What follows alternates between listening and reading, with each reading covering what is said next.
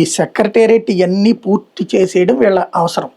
పూర్తి చేయకపోతే మళ్ళీ వీళ్ళని ఎన్నుకోవాల్సిన అవసరాన్ని జగన్ తెచ్చాడు. ఇప్పుడు జగన్ ఆ విధంగా వీళ్ళకి ఒక లడ్డు లాంటి ఛాన్స్ ఇచ్చాడు.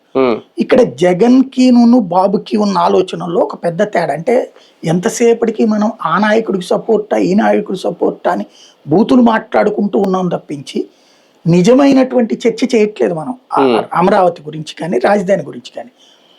జగన్ సచ్చినట్టు యూటర్న్ తీసుకోవాల్సి వచ్చింది. జగన్ ని మార్చింది అమరావతి. అదే సందర్భంలో అమరావతి అన్నటువంటిది 29 గ్రామాలే కాదన్నటువంటి ప్రజల ఆలోచనని అతను లీడ్ చేస్తున్నాడు. ఎక్స్ప్రెసింగ్ వేలో మైనస్ ఉంది అతని దగ్గర. కానీ ప్రజల ఆకాంక్ష 29 గ్రామాల 1,00,000 ఎకరాలకి పరిమితం కావాలని కాదు.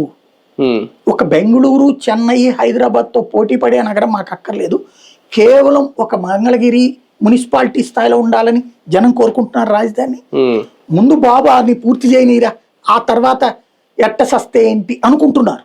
అంటే ఏంటి, జగన్ పూర్తి చేయలేకపోయాడు కాబట్టి అది బాబుకి ఫెచ్చింగ్ అయింది. ఇంకొక పాయింట్ ఏంటంటే జగన్ కి బాబుకి ఒక తేడాని ఇక్కడ సరైన అంచనా వేయలేకపోతున్నారు. బాబు వయసు ఇక్కడతో ఆయన ఏం 100 ఏళ్ళు ఉన్నా ఉండదు. నెక్స్ట్ ఆయన తర్వాత ఆయన వారసులు వస్తారు.